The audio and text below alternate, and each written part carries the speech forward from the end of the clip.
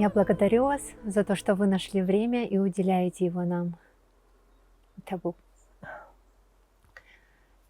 Могли бы вы рассказать о самом счастливом периоде в своей жизни? Самый счастливый период, когда все дети были живые, все вместе трудились, дом строили вместе все. Ну, я была довольна своими сыновьями. Они учились в институте, а один учился в индустриальном техникуме. Ну, знаете, как молодежь сейчас и та молодежь, очень большая разница между ними. Поэтому что не скажешь, все они делали. А сейчас вряд ли так дети делают, сыновья тем более, такого возраста. Сколько у вас было сыновей? 5 сыновей было.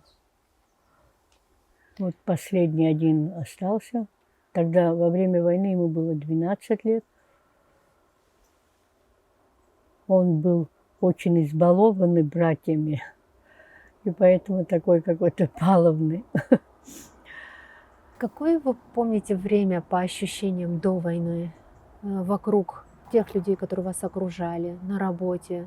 Какая атмосфера была? Знаете, в то время вот рядом с нашим хозяйством жили грузины. Но мы никогда не чувствовали, что они наши враги. Мы кофе каждый день пили, то они нас пригласят выпить, то мы их приглашали утром выпить кофе. Хорошее, плохое, свадьбы, похороны, все вместе делали. И очень друг друга любили. И крестные есть у нас среди них. То есть одна из женщин Поэтому, крестила детей? да. Ну вот война помешала, можно сказать, что очень сильно помешала. Сколько вам было лет до того дня, когда началась война? 40 лет. То есть, получается, до 40 лет ваша жизнь была наполнена Была светлыми. прекрасной, да, светлой. Ну, дети учились, трудились. У вас в семье сколько было сестер? А в моей семье 3 сестер. Все 3 живые, но не было сыновей у моего отца. И мой отец так радовался, что у меня 5 сыновей, и мы назвали второго сына Давидом. Вот этот сын у них находился. Когда началась война, да? Да, Тем, наверное, болезненнее, когда, получается, происходит война с людьми, с которыми до этого у вас были хорошие отношения. отношения, да, конечно. Как, Даже думаешь, что это случилось моментально, прямо мы должны быть врагами. За что? а как соседи реагировали? Ну, Сами они, знаете, некоторые у нас прятались, грузины. да. Потом мы кое-как помогали ему уехать отсюда. Что вы испытывали, то чувство, когда вот сыновья уходили на войну? То есть что вы можете вспомнить, ощущали, думали, что говорили им? Ну, вообще им и говорить не надо было ничего. Они сразу тут же, как это так, война, мы должны защитить свою родину. Тем более у нас третий мой сын Астамур, он был в Ахуре, стоял на границе. И вот когда война началась, он там остался, не мог сюда перейти и не хотел, потому что некоторые возвращались сюда вертолетами. А он сказал, какой дорогой я пришел сюда служить, такой же должен вернуться. Что говорили на тот момент те, кто нападали на нас? То есть это были, я знаю, мхидрионовцы, которых специально даже многих отпустили из тюрем. Что вы слышали, что они говорили? Они пришли сюда убить абхазцев или что? Как они Ну, по аргументировали? словам, они так вроде хотели уничтожить нас. Но это, наверное, не смогли бы они никогда этого сделать. Все-таки абхазский народ сильный народ. Как вы переживали, как проводили ночи, когда вы знали, что Сколько, четверо сыновей в тот момент воевали Да, сразу, да? да, Они были в разных, получается, да, подразделениях. местах. Но знаете как, самый младший находился на пушке, сидел. Вот он там 5 дней они сидели, 5 дней дома. Помогал там снаряды подавать, окопы там рыть. У них был командиром Аслан Кубахия, которому вот 17 лет было. И он, знаете, даже смешно было. У отца были азиатские, абхазские. Он одевал эти азиатские и шел туда, как, ну, абхазец. А ему же 17 лет, и Аслан так говорил, псоцас дает. И захваребри, ну, прогоняли его, конечно, но он все равно хотел. Я говорю, если вы меня не возьмете, все равно я буду в другое место ходить. А Псоцас дают. у вас не было искушения остановить одного из сыновей? Да знаете, как вот, даже если бы я такое сказала бы, они бы сказали, ой, как это так, мама, ты, мама наша, такое можешь сказать, что не идите воевать. Показывали ли вы внешне, что волнуетесь, или это все держали в себе? Ну, вообще я такая вот женщина, знаете, все не могу вот показать. А так, конечно, и мы ночами не спали. У нас, знаете, здесь вот полоса, все скумысты, которые шли, кто ранен, кто что, ночью, особенно когда ливень идет, холод. А мы свет зажигали, чтобы знали, кто проходит, солдаты, что мы здесь живы находимся. И многие ребята приходили к нам, у нас печка дровяная стояла, сушили свои бедные ботинки, там, кто спал на полу, кто что. Вот в момент войны мы всю доброту давали всем детям, не только своим, а о своих переживали, но и о других тоже думали. Как отец реагировал, когда сыновья ушли на войну? Как он держался во время войны и чем занимался? Знаете, наш отец абхазского языка не знал хорошо. Он один раз пошел на нападение вот 16 марта. Там абхазцы чуть его не убили. Потому что он, ну, не мог по-абхазски говорить. А хорошо, что сзади шли наши ребята. Кого вы трогаете? Говорит, он уже двоих похоронил. Идет, мол, за нас воевать. Такое тоже было. Потом после этого он не ходил. Ну, здесь находился, делали, знаете, вот от рельса вот такие треугольники варили. Вот эти треугольники они варили и ставили, где мосты, чтобы танк не мог проехать или еще что-то. Когда вам приносили вести о сыновьях, рассказывали, возможно, рассказывали о каких-то героических подвигах, о том, где они находятся. Что-то можете вы рассказать? Ну вот у нас, знаете, как Астамур, который был в Ачимчирах, он писал нам письма, присылал через вертолет. Мол, что у вас там, смотрите, охраняйте нашу Абхазию, как это... Держите оборону? Да, держите в Ишерах оборону. А эти трое здесь были, а он один на той стороне. Потом в итоге... В Ну, итоге, знаете, как полетели ишерская команда вертолетом туда, 15 человек, ребята, туда воевать. На подмогу, мол, здесь не так идет война, они посчитали, туда полетели. И там бедные несколько человек погибло. вы помните первое известие, когда погиб первый сын? Вы знаете, как было? Мы известия не получили. Они двое погибли в Лабрах, при взятии Лабр. Когда Давид погиб, эти ишерские ребята, когда полетели вертолетом, мы не знали, что они полетели туда. Ждем этого Давида. Нету. Что? Они полетели на Восточный фронт. Якутск. Вот когда Давид туда прилетел, вы знаете, можно это, наверное, не записывать. Астамур бедный, когда там служил, он такой, ну, мальчик ткупшин. А вдруг он такой бородатый стал там за это время. До 25 ноября они друг друга не видели. после того, как полетел туда Давид, группу не могли встретить ихнюю. И когда они увидели Астамура, они вообще не узнали его. Весь такой бородатый, возмужал, наверное, от того, что, ну, малыш, кличка у него была Малыш на том фронте. Ну, это очень много рассказывать. Потом, когда первую пулю получил Давид, Астамур выскочил. Как это из-за меня? Он прилетел сюда, и вдруг его убили. И потом в него пуля вторая попала. И в течение 15 минут обе погибли. Потом 25 декабря они погибли в Лабрах.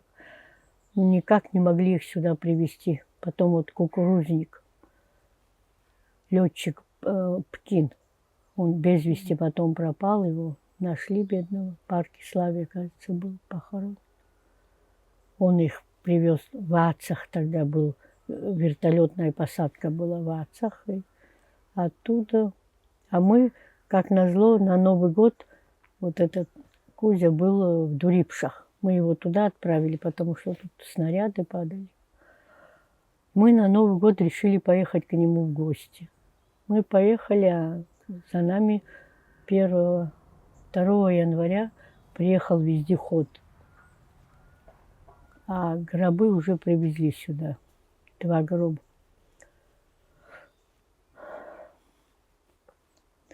Ну, мы на вездеходе приехали, но нам сообщили, якобы супруг мой погиб.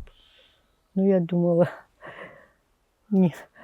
невеликая важность, лишь бы с детьми ничего не было. Когда мы приехали сюда, привезли нас, смотрю, супруг вышел меня встречать. Ну, я поняла, что кто-то из них погиб, но кто, точно не знал.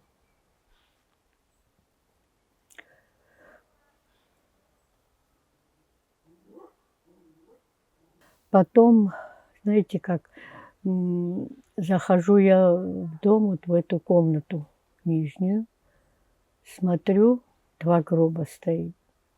Ну, я Астамура бедного не узнала, он такой здоровый мужчина. И мы, знаете, вот какие-то были вот как коммунисты чистые. Армия же тогда, первая армия стала вот в Абхазии, ее же не было. А наш сын учился Астамур очно. Чтобы его в армию взяли, мы заочно его перевели. И вот он научился вот этот связистом быть, и машина у них была связная, и он там был связистом, и поэтому он в Ахурей стоял. И так война началась. Когда вы увидели гробы твоих сыновей? 2 гроба. Я не узнала Астамура. Ну, Давида я узнала, конечно. Прошло всего лишь месяц. Ну, в то же время хоронили чужих тоже рядом. Я думаю, кто же это бедный, кто это второй, я говорю. Ну, все женщины удивились, конечно. А я говорю, ну, кто такой, как фамилия? А потом моя сестра, это средняя, начала кричать. Как это ты не узнала своего сына?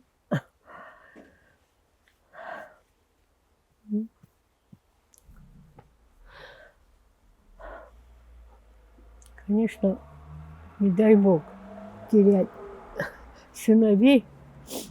Это у нас вот поэт один тоже сына потерял. Он стих даже написал. Он попал, когда делали мрамор, ставили где-то на маяке, по-моему, и увидел, что один сын отцу делал мрамор, а он своему сыну. И эпитет, вот стих, что ой, какой он счастливый, что отцу делает, а я должен делать памятник сыну. Так вот. А у меня отец всегда так шутил. Ну, какое счастье, что столько внуков имею. Когда я умру, даже некому, не надо будет кого-то, чтобы взяли гроб и подняли. Сыровиночки, это сожжет его. Ой, не дай Бог война. Даже врагам, чтоб теряли сыновей, страшно. Матушка, у тебя осталось потом еще 2 сына. Да, вот Через какое время ты узнала, это что они... остался старший, Мгм. вот Ахабюк, когда брали, и самый младший. Ну, старший так сказал: "О, ну, мама, ты не переживай, у тебя еще есть один сын". А есть же такие дома уже в то время, где вообще единственные сыновья погибли. Так что ты не бойся, но я не погибну. И он ну, пошел, знаете, самое страшное Ахабюк, когда брали. Он же мог отсюда пойти в город, когда брали, но решил так пойти. Потом ишерская команда всегда шла там, где тяжело. Потом они вот часто ходили в горы в летний период, когда вот каникулы были у них. И вот они по горам очень хорошо ориентировку держали, как подняться, как спуститься. И вот при взятии Ахабьюка там сильное ранение получил, и еще отравленный этот осколок. Тогда такой слух шел, я точно не знаю, мол, это украинские эти снаряды. Вот где они падали, действительно, очень многие ребята прямо в гробу опухали. Такие были снаряды ужасные. У меня есть там вот такой маленький кусочек, который вот 3 часа делали операцию и вытащили у него. Но не помогло, оно было же отравленное, поэтому самый старший сын в тот момент погиб. Матушка, ты знала, что он борется за жизнь? Вот этот момент ты знала или ты узнала уже потом, когда он умер? Нет, нет, он лежал в Афонском монастыре, Мгм. там вот тогда переобразовали ее в этот госпиталь. И он там лежал, я за ним ухаживала. И вот у тебя не было в мыслях, как ты реагировала? У тебя не было в мыслях, почему, ну, ты, понятно, просила Бога Всевышнего помочь, спасти, но не было в мыслях, почему он умер? Это же 3-й сын по счету. Третий, да. Да, 3-й Нет, сын. 4. 3 уже погиб. К тому моменту Да, 4-й сын да. из 5. То есть у тебя не было внутри, как ты поборола в себе вот это чувство, когда человек начинает сетовать на свою жизнь? Да, ну, в этот момент вообще я даже не видела, что делаю, что не делаю. Меня там женщины держали, и все, только это помню. А так вот, последний момент, он лежал в кровати, ну, и, знаете, он был очень такой аккуратный, и у него в ногтях была грязь. Я говорю: Алмазхан, как это у тебя грязь сюда попала? О, мама говорит: я полз по земле, чтобы только выйти, говорит, с этого положения. И в последний момент, вот знаете, как он на кровать посмотрел и говорит: ой, Вовка пришел, говорит, а Вовка уже был мертвый. Какой Вовка? Я говорю: кого ты видишь? Здесь я стою, Алмазхан. Нет, Вовка пришел за мной. Это имя его Вот третьего, брата? да, 17-летнего. Он, ну так, наверное, он видел, где лежал.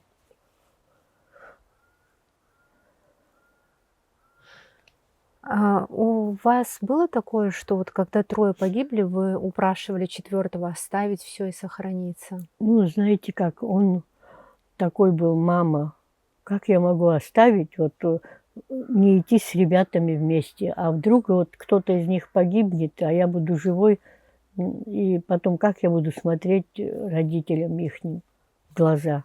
Поэтому вообще вот эта ишерская группа была какая-то такая вот, ну, никто никого не оставлял, вот все вместе шли. И вы дали ему право выбора, Ну, получается? знаете как, я, конечно, моментами не хотела, чтобы он шел. Ну, если я остановлю, вдруг еще хуже что-то будет здесь. Думаю, нет, пусть идет, раз идет. Когда у вас произошла такая страшная трагедия, э, на грузино-абхазской войне вы потеряли из 5 сыновей 4. Что помогло вам жить дальше? Что помогло? Что помогло? Во-первых, был у меня еще 5-й сын. Потом еще в то время даже были сыновья, которые не найдены были, убитые, но их не нашли. Я думаю, ну, у меня хоть один есть. Буду за всех, кто погиб, за ним смотреть. Потом еще, знаете, как вот он, вот этот 5-й мой сын, он очень переживал, я даже за него боялась, что у него психика нарушится. И мы всегда его, ну, куда-то возили, куда-то вот в Сочи возили. Тогда можно было только в Сочи поехать, приехать, что-то покупали ему такое, которое мы раньше другим не покупали детям. Потом мы кладбище начали делать. А вы знаете, мы когда вот хоронили 4-го, а остальных тоже мы хоронили в горах туда вот дальше. Чуть нам сказали так, ну а вдруг не выиграем войну, нас танками начнут ворошить ваше кладбище. Мы похоронили всех 4 на горе. Там мой отец живет, чуть выше его гора, на той горе. И вот мы 12 марта в 93 году, только тогда мы их перезахоронение сделали сюда вот. И он всегда нам помогал. То лопату принесет нам, то что-то, то это. Поэтому мы вот всю свою энергию, всю свою силу мы тратили тогда вот, чтобы лишь бы красивое кладбище сделать детям. Тамара Давидовна, но у вас супруг умер после войны, Да, да? в 2005 году. Сколько ему было лет? 57. От чего он умер? Знаете, как он вообще, женщина хоть плачет, там это, а он вот не хотел это все показывать мне. Он мог идти под дождем, сидеть на кладбище. Я не могла этого сделать, не знаю почему. Я могла в доме поплакать. У нас стояли эти фотографии ихние. А он мог вот сидеть там под дождем и плакать. Но приходил мокрый. Я говорю, где ты был? Я дрова хотел найти или еще что-то придумывал.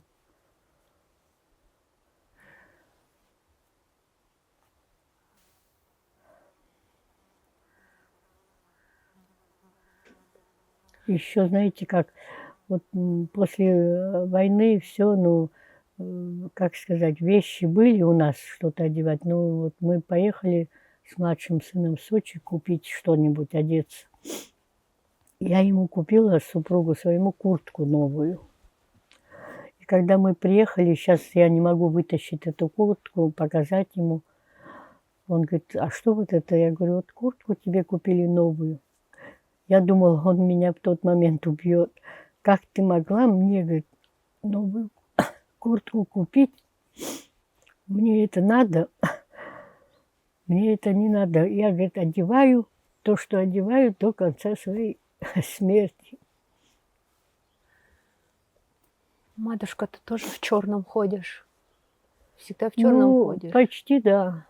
Почти да. И будешь ходить? Вообще, я так вот после детей, внуки у меня все-таки, я стала одевать этот коричневое, такое серое. Но все-таки как-то вот, не знаю, надо одевать вообще светлое, конечно, Ты ради внуков. никак не можешь Ну вот перейти? как будто бы что-то не хватает. Вот до такой степени, наверное, мы привыкли. Столько лет прошло, больше 30 лет, да, после войны? Да, 32 года, как война началась. Вот мы разные периоды Вот. прожили в Абхазии. Да. И хорошие были у нас руководители, и патриоты Да. тоже были, и люди, которые казалось бы, для которых нет ценности в том, ради чего сражались многие Да, абхазцы. забыли некоторые вообще, что была война. Ну, знаете как, некоторые наши воины тоже какие-то странные стали. Наверное, забыли все. Мне кажется, не забыл тот, кто потерял живого человека. Ой. У вас не было за 30 с лишним лет хоть раз мысли, ради чего мои дети погибли? Смотря на них, на вот тех, Да, которые да, отступили. вот моментами я даже думала: "Господи, ну за что погибли такие дети, не только как мои, а вообще такие ребята погибли, что вторых таких и нет". Даже нашим вот матеря, мы когда встречаемся, говорим: "Господи, каких детей мы потеряли, а сейчас вообще таких нет детей". Вот. Я один такой вопрос задам. Вот спустя столько лет, потеряв столько в жизни, как вы относитесь, к примеру, к тем же грузинам, как к народу в целом? Ну, народ бедный не виноват. Народ такие же, как и мы, простые. Просто, знаете, вот политика какая-то пошла. Грузины, абхазы, русские. Разве это так было? Мы прекрасно жили.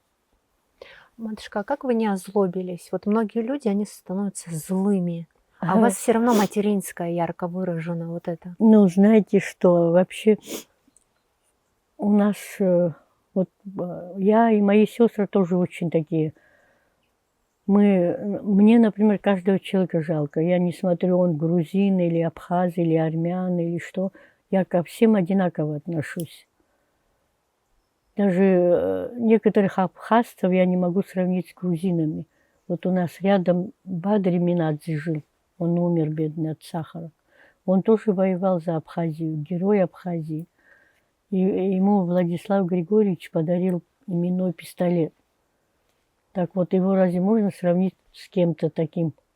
Это был легендарный человек для Абхазии. А вы представляете, как сложно это было Да, сделать, по зову да, совести да, пойти? да. Это Вот, очень тяжело.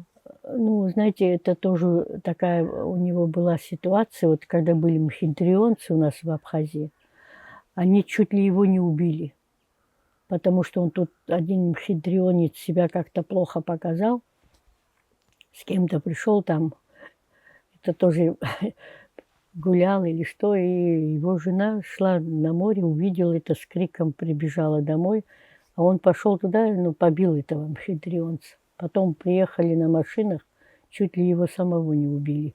А мой сын, вот это Давид, он каким образом, не знаю, лимонку привез с Украины. Как привез, я не знаю, как спрятал его, и у него здесь было спрятано. И мой сын прибежал сюда, вот эту лимонку схватил, как будто бы это вытаскивает сделал. Потом они отпустили его, сели и уехали. Поэтому он говорит, я обязан Дату, Давиду, что он меня спас от смерти. Ну, может, бедный даже и не рад был, что он его спас. Но вот он до последнего жил здесь среди нас. Он так говорил, я истинный абхазец. Туда не могу поехать в Россию, и туда не могу, только Абхазия для меня это единая родина Он мне. потом умер, да? Да, от сахара у него 32 поднялся сахар, он пить немножко любил и никак не мог забыть вот мои... Он поехал даже на Восточный фронт с нашими ребятами, там воевал. У меня последний такой вопрос. А, Скажите, как старшим, младшим, тем, которым смотрят нас, как в себе сохранить человечность, совесть, аламас? У каждого по-разному. Вот у нас апсуара содержит в себе совесть, у других намыс, намус. Как это в себе сохранить, несмотря на то, какие обстоятельства вокруг творятся в мире? Как воспитывать себя, своих детей, будущее поколение? Что есть на самом деле будущее нации? Ну, Я начну с того, что самое первое, человек должен не только о себе думать, но о окружающих, чтобы на процентов хоть 50, чтобы всем было хорошо, чтобы против какой-то нации себя не ставить, что я выше раса или что. Все нации одинаковые, везде есть, как сказать, это и плохие, и хорошие. Но ты сам, раз ты особенно абхазец, ты должен знать, что у тебя апато, аламос, это все в тебе должно оставаться на пожизненно. Не то, что там моментами, но на всю жизнь. Ты должен знать, что ты человек-абхазец, родился на Кавказе, и не потерять ни совесть, ни честь свою. Муж Нехварцкий говорил перед смертью: «Я верю, что мы возродимся». Мы возродимся? Не знаю. Если вот такая будет, как вот всегда, знаете, мне, например, еще, знаете, что не нравится? Вот, например, сняли президента, да, пришел другой президент. Вот что они друг друга грязью обливают. Да псу, оргиазу, псу. Как-то, знаете, вот это, мне кажется, когда наши деды жили, такое не было, чтобы кого-то обливать грязью. Ты хороший, ты плохой. Ну, был, сделал что-то, сделал. Другой придет, что-то сделает. Мне кажется, так вот.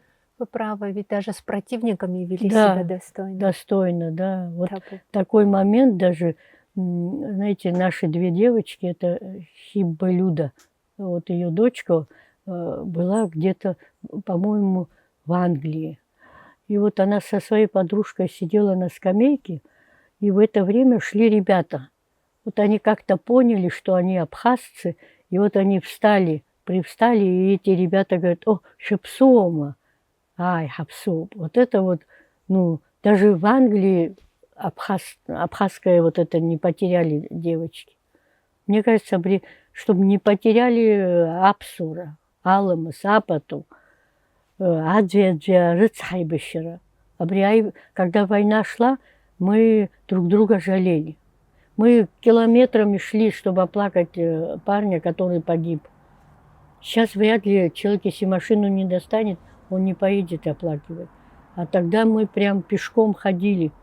Даже ночью туда успевали прийти до похорон. Больше друг друга жалели, друг друга любили. Ну, не знаю, вот это все наши... Куда ушли после войны, не знаю.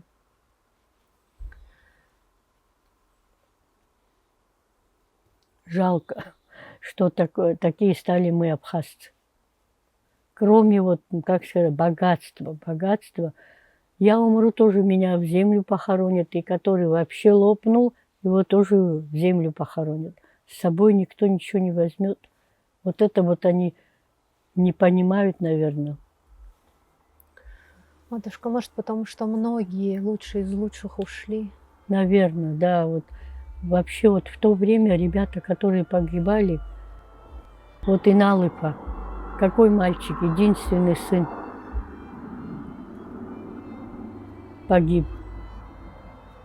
Я представляю, какой бы он был. Может, даже и президентом стал бы Абхазии. Очень многие хорошие. Вот этого Гургулия, вот поэта. Сын у него погиб. Вот он стих вот этот написал, что вот как мне обидно, что я должен мрамор сыну искать, а сын отцу ищет. Я ему очень завидую. Действительно так, ну.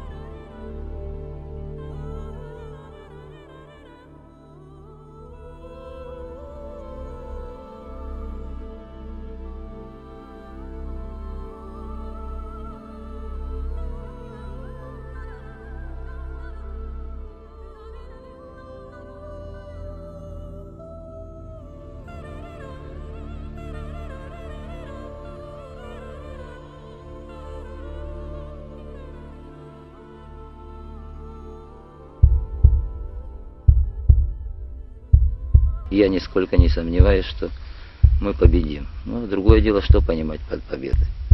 Победу духа или победу какой-то физической силы. И я думаю, что мы выживем в другом качестве, более хорошем, более добром, более мужественном, более честном.